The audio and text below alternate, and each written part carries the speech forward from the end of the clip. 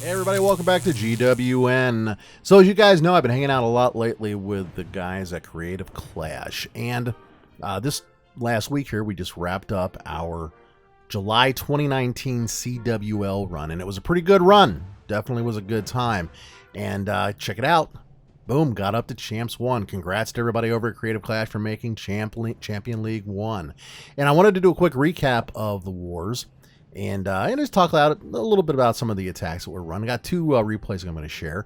And you can see here we got 6 out of 7 wars won to grab the promotion. And man, it was close. Lots and lots of 3 stars in here. Plenty more 2 stars, obviously. And really in CWL, your strategy needs to be more around the 2 stars than the 3 stars anyway. You want to pick up a few 3 stars, 2 or 3 of them in a war if you can, just to kind of put you up over the edge.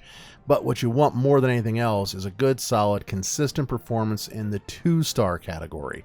If you can do that, then you're typically going to end up winning most of your matches. It's not always possible, especially when you start getting up into the higher levels. But in this particular case, the crew did it. Mostly 2 stars, lots of 3 stars. An occasional bomber tank here and there, but not too terrible many of them. So, I mean, the wars really, really went well. You can see 272, 267, 260, 258, 238. My gosh, it was so close. There's not that big of a difference in the top 3 places for going for that top one to get promoted. And each one of the individual wars, you can see we're also close. You know, 28-28, lost by percentage. 33-27, 28-27, 33-27. Each one of the guys did really, really well. Big takes the cake with 15, followed by Ma with 14.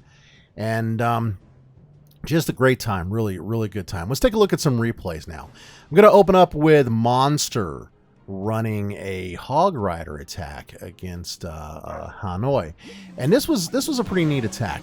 A lot of folks will run these bases where they're basically anti 3-star bases, where they put their town hall on the outside, and in a case like this, you put it on the outside, and then you put a whole bunch of hidden defenses and traps and all kinds of other stuff all around it, with the idea that when somebody comes in and tries to take out the town hall for the cheap 1-star, that they're going to find a lot to deal with.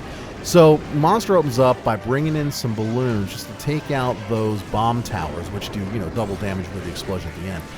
And then locks in on the town hall and the heroes there with, well, his own heroes. And very quickly, town hall is down, heroes are down, the clan castle has been pulled, and the clan castle troops go down.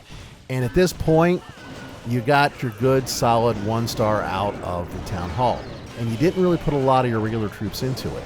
And since Monster's doing a Hog Rider attack, this is like double bonus dollars, because now all the hogs can come in from the right down here in the corner and sweep through the base.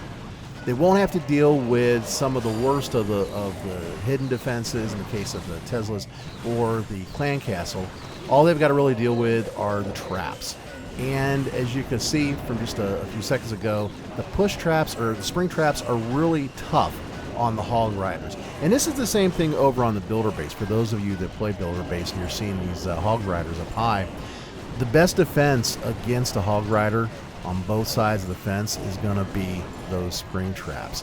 In this case, though, not that big of a deal. Monster loses a few right off the bat, but has plenty more to go around, drops those heal spells in a real solid strategic fashion, and is able to sweep through the base and take out pretty much all of the defenses very, very quickly.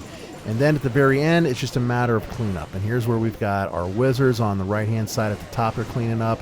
You've got a couple of archers working their way through, taking care of some of those lower-level, quickie-type buildings down in the lower left.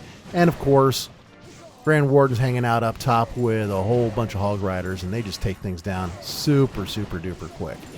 It's a great attack. You don't see a lot of Hog Riders. I don't see a lot of Hog Riders up top at Town Hall 12. But when you do, and you got somebody who knows what they're doing, they are a potent force to deal with. Especially good against these bigger open bases, I think. Some of these more compartmentalized bases, they'll do well because they can go over the walls. But when you get a nice big open base like this, it's just a dream base to hit with the Hog Riders. And here we go for that 3-star win. Next up, How about Ma with another 3-star, this time against, you know what? I'm not even going to try to figure out what that one says. Looks like it's in Russian or one of the Slavic languages. I don't know. Never been very much good with that. Tried to learn it. Did not do too terrible hot. I'll have to stick with my Latin, Spanish, and Japanese. But Ma comes in up the top with an absolutely epic queen walk.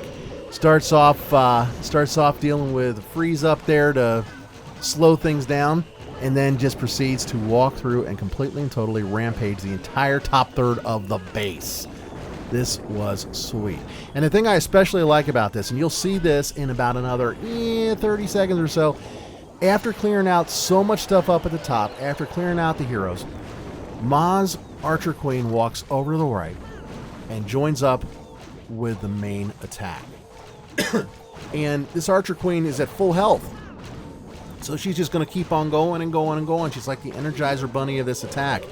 And when the rest of the attack comes in on the right-hand side, it just plows right through the middle of the base, wraps down around the bottom of the base, comes back up to the top of the base, and finishes it off for the 3-star.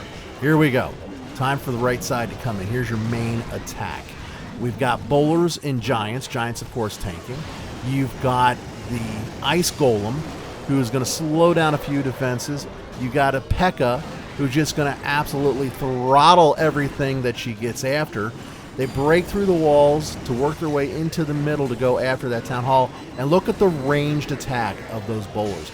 A couple of the bowlers went off down south with the Barbarian King to clean up, but the bulk of them up top right there in the middle, throttling the town hall, throttling the Eagle artillery, taking the whole lot of it down. This is an absolute textbook attack. Goes fantastic. Everything you want to go right goes right in this attack. I mean, even at the bottom, take a look. You got the Barbarian King and a few bowlers down there, along with some barbarians, clearing out additional buildings. So finally, of course, the BK goes down. But the P.E.K.K.A continues to do her thing. You've got another giant down there that's helping out with tanking. I mean, it's just boom, boom, boom, boom, boom. This is exactly the way you want one of these attacks to go. It just doesn't go any better. And the Archer Queen continues to stay alive. You got that other P.E.K.K.A up there that's taking things out and staying out in front. Giants that are absorbing even more of the damage. And the whole attack wraps around the base and comes back up to finish off the top left corner and secure yet another 3-star. Well done, Ma. So I want to thank you all for sticking around to the end of the video here. Comments, questions down below. I'll be back with some more builder base and maybe even some more home village attacks from the creative crew. Y'all take care and keep on clashing. Bye now.